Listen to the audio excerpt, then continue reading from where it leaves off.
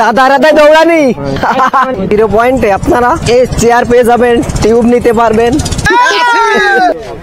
অপরূপ প্রাকৃতিক সৌন্দর্যে ভরপুর দুটি পাতা একটি কড়ির দেশ সিলেট। বাংলাদেশের উত্তর পূর্বে অবস্থিত প্রাচীন জনপদের এই জেলা প্রাকৃতিক সৌন্দর্যে মণ্ডিত। সিলেটে বসবাসকারী বিভিন্ন আদিবাসীদের রয়েছে ভিন্ন ভিন্ন ভাষা ও সংস্কৃতি। সিলেট বাংলাদেশের অন্যতম পর্যটন নগরী। ভ্রমণ পিপাসু মানুষদের পছন্দের শীর্ষে থাকে সিলেট। আজকের এই ভিডিওতে সিলেটের অন্যতম সৌন্দর্যমণ্ডিত স্থান জাফলং, খাসিয়াপুঞ্জি, সমতল ভূমির চা বাগান, মায়াবী ঝর্ণা এবং সর্বশেষ দেখবেন আগুন পাহাড়। তাই এই ভিডিওটি না টেনে সম্পূর্ণ দেখে শেয়ার করার অনুরোধ রইল। আসসালামু আলাইকুম বন্ধুরা, কেমন আছেন সবাই? আশা করি সবাই ভালো আছেন। সাথে আছে আমি সুজন, হানিফ ভাই, যে আমার সাথে সব সময় ভিডিও করতে যায় এবং বিভিন্ন স্থানে ভ্রমণ করে থাকে। জি জি জি। সর্দার ট্রাভেলস নামে একটি পরিবহন আমরা রিজার্ভ করে নিয়েছি।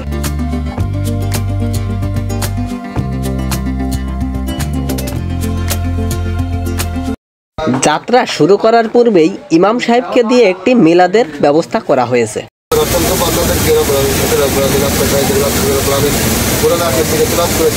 এখন বিকাল 5:50। আমাদের বাসটি এখন ছেড়ে দিবে সিলেটের উদ্দেশ্যে।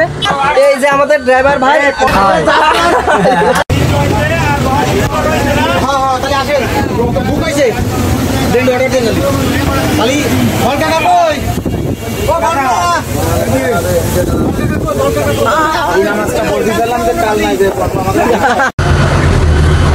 সাহেব তিনি আমাদের পরিচালনা করবে। ভাই হাই দিয়ে দেন।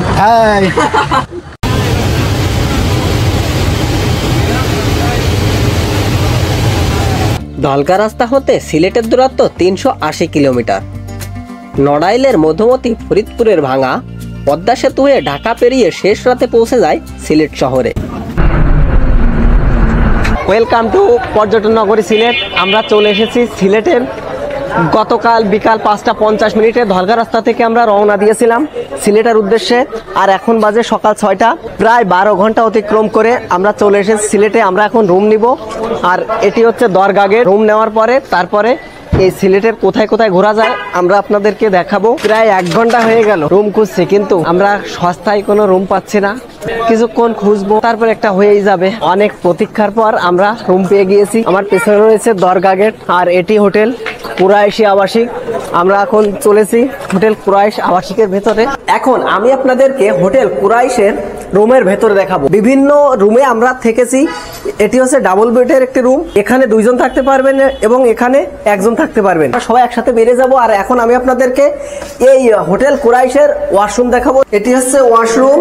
এখানে বেসিন রয়েছে, এটি লোয়ার প্যান, এখানে বালতি রয়েছে, আর এখানে ট্যাব রয়েছে। এই হচ্ছে হোটেল আল কুরাইশের অবস্থা। এটি হচ্ছে আমাদের রুম। আমাদের এই রুমে মোট 4টি বেড রয়েছে। আমরা এখানে মোট 6 জন থাকতে পারবো। আর আমাদের এই রুমের ভাড়া নিয়েছে 1800 টাকা। সকালবেলার নাস্তা হচ্ছে হোটেল কুরাইশের পাশে রুটি এবং সবজি নিয়েছেন 40 টাকা। সকালের নাস্তা সেরে আমরা এখন যাব জাফলং এ। আর এটি হচ্ছে দরগা গেট। আর দরগা গেটের ঠিক ওই পারে রয়েছে আমাদের বাস, যেটি হচ্ছে মাদ্রাসা মাঠে। এটি হচ্ছে শাহজালাল রহমতুল্লাহ রাহির মাজার। এটি হচ্ছে আমাদের বাস সর্দার ট্রাভেলস, যেটি আমরা রিজার্ভ করে এনেছি। আগামী 10 দিন ঘুরবো বাংলাদেশের বিভিন্ন অঞ্চল। আর এই জায়গাটি হচ্ছে ঠিক মাজারের পাশে আলিয়া মাদ্রাসা মাঠ। আর এই মাঠ থেকে আমরা আজকে এখন যাব জাফলং এ। সকাল 8:40 আমাদের বাসটি ছেড়ে দিয়েছে। আর এই সিলেট শহর হতে জাফলং এর দূরত্ব 57 কিলোমিটার। আমার ভাই আছে ফারুক ভাই, সাথে আমার ভাই আছে পলাশ। আর আজকে আমরা যাব জাফলং এ।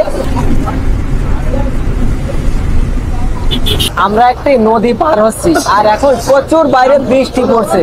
আর আশেপাশে অসাধারণ প্রাকৃতিক সৌন্দর্য অপেক্ষা করছে। সঙ্গে আসলে সবসময় দূরে ভারতের মেঘালয়ের অপরূপ সৌন্দর্য উপভোগ করা যায়। ডান পাশে বাম পাশে যেদিকেই তাকাবেন। আর অনেক সময় বিভিন্ন স্থানে ঝর্ণা দেখা যায়। আর আমরা অবশ্য এখনো ঝর্ণা দেখতে পাইনি। দেখুন, পাথরের কাজ করে জীবিকা নির্বাহ করছে এবং পাথর কুয়ারি অসংখ্য। আমরা তামা বিলের কাছে চা বাগান দেখতে পেয়েছি। এই যে বাম পাশে এবং ডান পাশে চা বাগান দেখতে পেয়েছি। আর দূরে রয়েছে ভারতের মেঘালয়ের পাহাড়।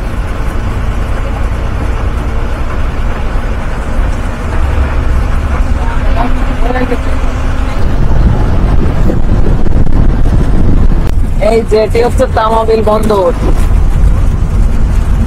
এই যে এটি ডান পাশে দেখতে পাচ্ছেন তামাবিল বন্দর। আর স্থলপথ এই যে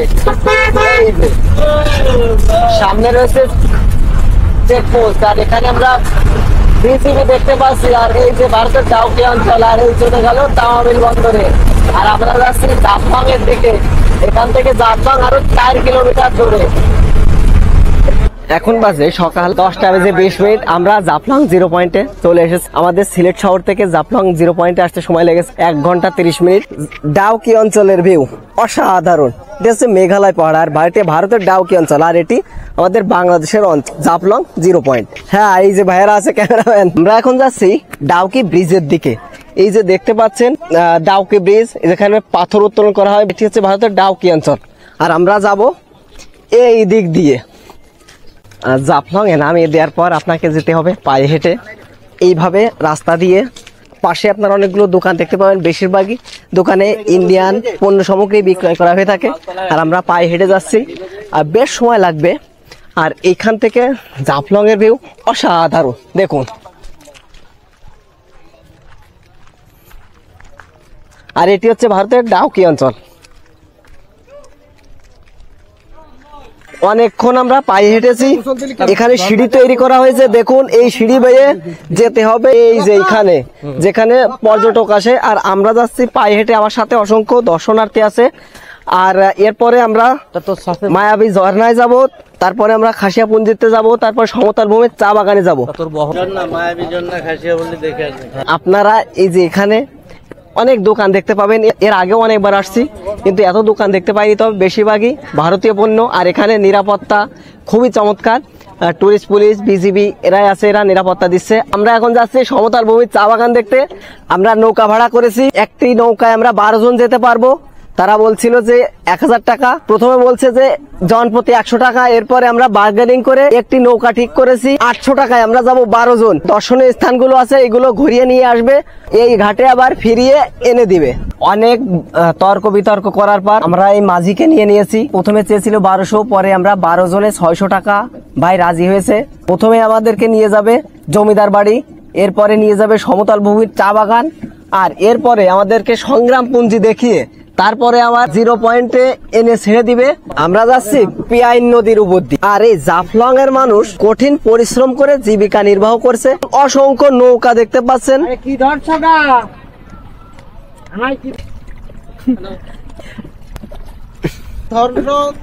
আগের মতো মজা লাগবে। এটা কি ধরছেন? এটা লাকড়ি, খড়ি। হ্যাঁ হ্যাঁ ভাইয়া, ভিডিও করছি। দাদারা তাই দৌড়ানি। এই যে বালি, এই বালি উত্তোলন করে এখানকার শ্রমজীবী মানুষ জীবিকা নির্বাহ করে। একটি নৌকা তারা যদি ভরতে পারে 2 জনে, তাহলে তাদের মজুরি দাঁড়ায় 1000 থেকে 1200 টাকা 2 জনে, তার মানে 500 থেকে 600 টাকা। এত কষ্ট করে এরা জীবিকা নির্বাহ করে এই জাফলং এর আশেপাশের মানুষ। আর এখানে আরেকটি সমস্যা রয়েছে, বিএসএফ কখনো কখনো এই সমস্ত আমাদের শ্রমজীবী মানুষদেরকে দৌড়ানি দেয়, তারা অনেক সময় ধরে নিয়ে যায়। আমরা এখন মায়াবী ঝর্ণার ঘাটে চলে এসেছি, তবে আমরা এখন আগে মায়াবী ঝর্ণায় যাব না। মায়াবী ঝর্ণা এই দিকে, আর আমরা এই দিক দিয়ে চলে যাব। হচ্ছে মায়াবী ঝর্ণার ঘাট, আর ওই পারে রয়েছে জাফলং 0 পয়েন্ট। দেখুন এখানে অসংখ্য পাথর বিছানো রয়েছে। সংগ্রাম পুঞ্জিতে আসার পর আমরা একটা গাড়ি নিয়ে আমাদেরকে খাসিয়ার জমিদার বাড়ি দেখাবে এবং সমতল ভূমির চা বাগান দেখাবে, দেখি আবার এইখানে নিয়ে আসবে। এটি হচ্ছে সংগ্রাম পুঞ্জিদের আদিবাসীদের গ্রাম, আর এর সামনে রয়েছে চেয়ারম্যান বাড়ি। আর এই যে দেখতে পাচ্ছেন এনারা পান নিয়ে যাচ্ছে বরজ থেকে সংগ্রহ করে। এটি হচ্ছে সংগ্রাম পুঞ্জি, ইউনিয়ন হচ্ছে মধ্য জাফলং। আর এই সংগ্রাম পুঞ্জিতে আসলে খাসিয়া মেয়েদের বা বাচ্চাদের দেখা যায়, তারা খুবই পরিশ্রমী। এখানে রয়েছে সরকারি প্রাথমিক বিদ্যালয়, এই যে এটি 32 নম্বর সংগ্রাম পুঞ্জি সরকারি প্রাথমিক বিদ্যালয়। এর আগের ভিডিওতে আমি আপনাদেরকে দেখিয়েছিলাম যেখানে শিক্ষার আলো পৌঁছে গিয়েছে এই সংগ্রাম পুঞ্জিতে। সংগ্রাম পুঞ্জিতে দেখুন চাষাবাদ হচ্ছে, ফসলি ক্ষেত, চারিদিকে সবুজ গাছপালা, এটি হচ্ছে খাসিয়াদের সবচেয়ে উঁচু জমিদারদের বাড়ি, এটাই খাসিয়া পল্লীর জমিদার বাড়ি। আর এর পাশে অনেকগুলো ঘর বাড়ি দেখতে পাবেন। সাধারণত এদের ঘর বাড়ি মাটি থেকে 4 থেকে 5 ফুট উঁচুতে। আর এরা খুব পরিশ্রমী, অনেক কষ্ট করে আবার চলে আসলাম এই দ্বিতীয়বার সমতল ভূমির চা বাগান দেখতে। আপনারা অনেকে চা বাগান দেখেছেন, এর আগেও আমার ভিডিওতে দেখেছেন। এটি সেই সমতল ভূমির চা বাগান, এটি লামাপুঞ্জির সমতল ভূমির চা বাগান। আসলে অনেক সুন্দর। আর এখানে অবশ্যই আপনারা আসবেন এই চা বাগান দেখতে। আসলে আপনারা অনেক আনন্দ পাবেন এই সমতল ভূমির চা বাগানে আসলে, আসলে অসাধারণ। আমরা সবাই আছি আপনার সাথে, টেনশন করেন না। লামাপুঞ্জির চা বাগানে আমরা যশোরীরা কই?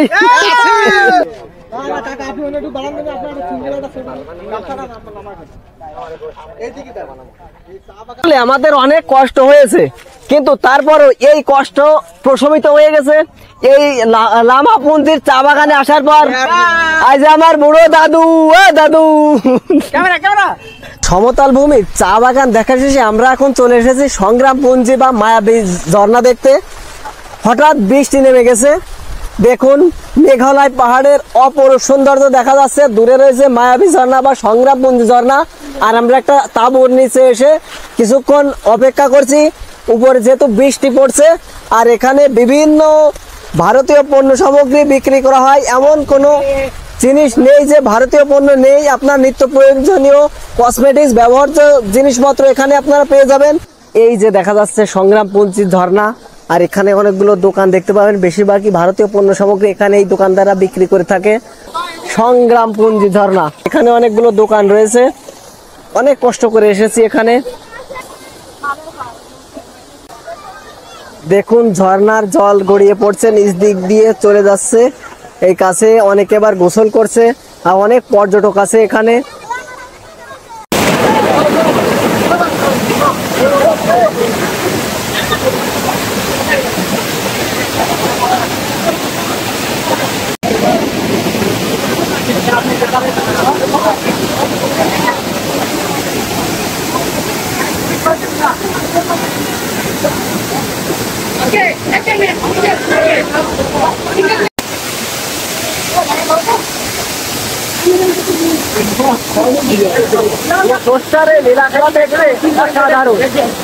অসংখ্য দর্শনার্থী এই মায়াবী ঝর্ণা দেখার জন্য।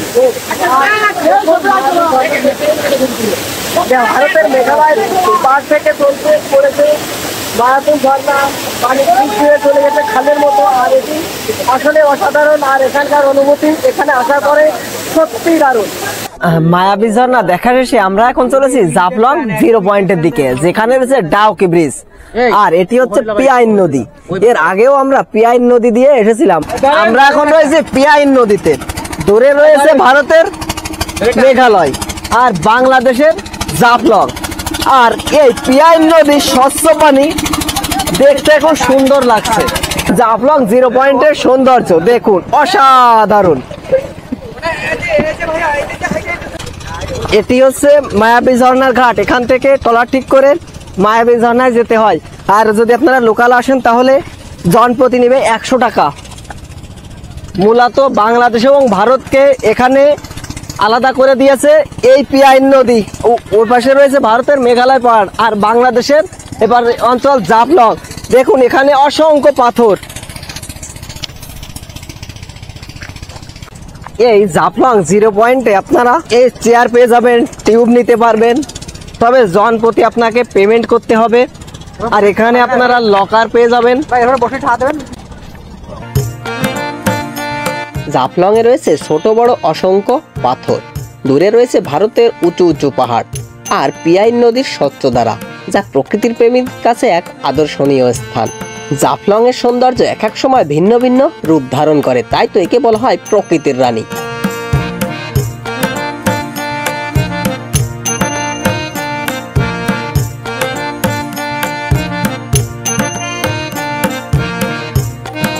আমরা এখন যাচ্ছি যেখানে গাড়ি পার্কিং করা রয়েছে। দেখুন এই যে উপরে উঠতে হবে, আসলে যায় না, কষ্ট হলে উঠতে হবে। সো গাইস, এটি হচ্ছে জাফলং 0 পয়েন্ট। দূরে দেখা যাচ্ছে ভারতের মেঘালয় পাহাড়, আর এটি হচ্ছে ডাউকি অঞ্চল। আর এই ডাউকি বাজারে প্রকৃতির অপার সৌন্দর্য উপভোগ করা যায় একমাত্র সিলেটে আসলে। দেখুন, মেঘ এবং পাহাড়ের সাথে লুকোচুরি খেলছে, কখনো মেঘ পাহাড়ের উপরে, আবার কখন পাহাড় মেঘের নিচে। আসলে এই প্রাকৃতিক সৌন্দর্য একমাত্র সিলেটে আসলে উপভোগ করা যায়। তাই তো এই সিলেটের জাফলংকে প্রকৃতির রানী বলা হয়। আপনি এখান থেকে যত দূর তাকাবেন তত দূরই শুধু সবুজ আর সবুজ দেখতে পাবেন, এবং গ্রিন অ্যান্ড ক্লিন অক্সিজেন পাওয়া যায় এই জাফলং 0 পয়েন্টে আসলে। আমাদের খাওয়া দাওয়া শেষ, আমরা কিছুক্ষণের ভিতরে আগুন পাহাড়ের উদ্দেশ্যে রওনা দিব এই সিলেটের জাফলং থেকে। আমাদের কিছু লোক অপেক্ষা করছে, এটি হচ্ছে আমাদের বাস, যে বাসটি আমরা রিজার্ভ করে এনেছিলাম। এখন বাস বিকাল 3:30 জাফলং 0 পয়েন্ট থেকে আমরা এখন চলেছি আগুন পাহাড় দেখার উদ্দেশ্যে।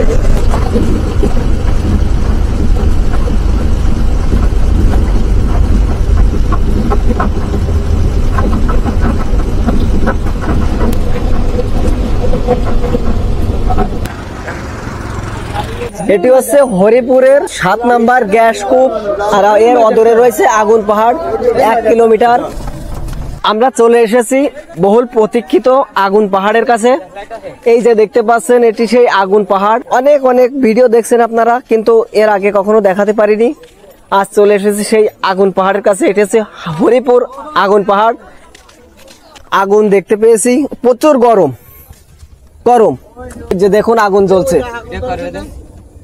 এই যে দেখুন আগুন জ্বলছে, এই যে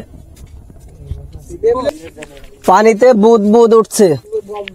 মেন বর্তমান এইটা মেন, এই জায়গা হইলো মেন।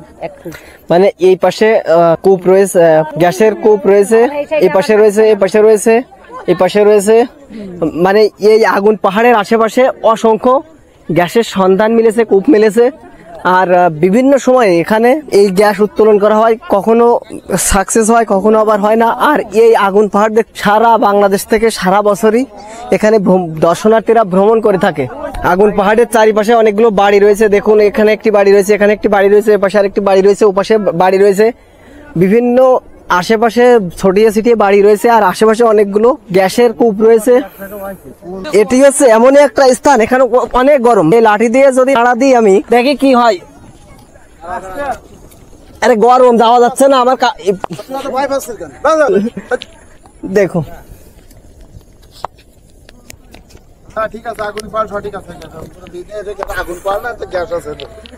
এখানে আসলে গ্যাসের কূপ আছে বা গ্যাস আছে, এই কারণে এখানে আগুন ধরছে। এর আশেপাশে বিভিন্ন স্থানে একই রকম অবস্থা। আসলে ওইখানে দেখছিলাম যে পানির উপরেও বুদবুদ করছে, তার মানে এখানে গ্যাস আছে।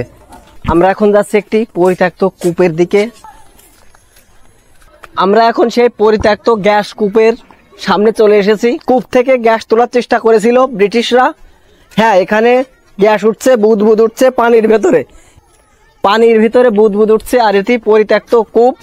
এখান থেকে অনেক চেষ্টা করেছিল ব্রিটিশরা, কিন্তু তারা গ্যাস তুলতে পারেনি। আসলে আমি যখন ফোনে দেখি তখন বিষয়টা বিশ্বাস করিনি, কিন্তু আসলে যখন সচক্ষে দেখছি বিশ্বাস না করে আর উপায় নেই। তাই তো ভাইয়েরা? হ্যাঁ। আর এই যে দেখা যাচ্ছে আগুন পাহাড়, আর আগুন পাহাড় থেকে একটু দূরে এই সেই পরিত্যক্ত গ্যাস কূপ। গাইস, একটাই অনুরোধ, প্লিজ লাইক, কমেন্ট, শেয়ার এবং সাবস্ক্রাইব করে পাশে থাকা বেল আইকনটি বাজিয়ে দিন। আর হ্যাঁ, আপনারা কোন এলাকার ভিডিও দেখতে চান তাও আমাকে কমেন্টে জানাতে পারেন। আর আজকের এই ভিডিওটি এখানে শেষ করছি। Bye bye.